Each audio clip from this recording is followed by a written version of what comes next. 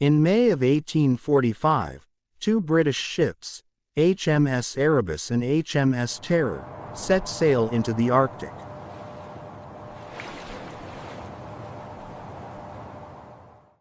There were 129 men on board. They carried supplies for 3 years, cutting-edge technology, and the full support of the British Empire. None of them ever returned. And when the first traces were finally discovered, they were more disturbing than the disappearance itself. The mission was ambitious: to discover the Northwest Passage, a sea route connecting the Atlantic and Pacific Oceans. For Britain, this meant global trade dominance and unmatched naval power. The expedition was led by Sir John Franklin, a respected Royal Navy officer and veteran of Arctic exploration. He was 59 years old. This journey was meant to secure his legacy and become the crowning achievement of his career.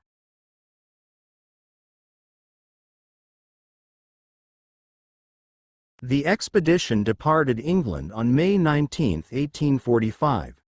The last confirmed sighting by Europeans occurred in August, near Baffin Island.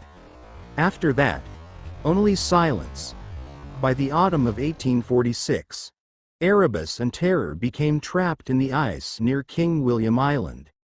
Years later, a single written record was discovered.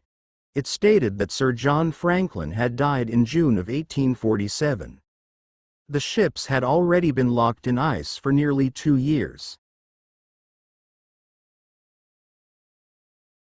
The final entry was dated April 1848.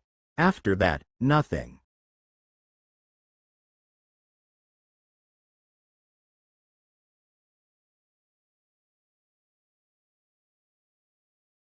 The first physical evidence of the expedition was found years later, scattered along the frozen coastline. Human bones, broken boats, personal belongings left behind. But some details deeply unsettled researchers. Several bones showed clear-cut marks. Chemical analysis also revealed severe lead poisoning, likely caused by poorly sealed food cans soldered with lead. Most disturbing of all, the ships had been abandoned. Completely. As if the crew had chosen to walk across the Arctic wasteland, with almost no chance of survival. The official explanation points to a combination of factors: extreme cold, starvation, disease, and exhaustion. Some historians believe lead poisoning may have caused confusion, paranoia, and poor decision-making. Inuit oral accounts describe white men wandering the ice, disoriented and desperate. Yet one question remains unanswered. Why would the crew abandon ships that could have saved their lives?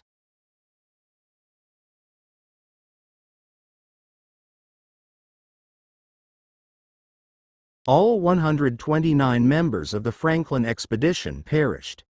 The wrecks of HMS Erebus and HMS Terror were finally discovered in 2014 and 2016, nearly 170 years later.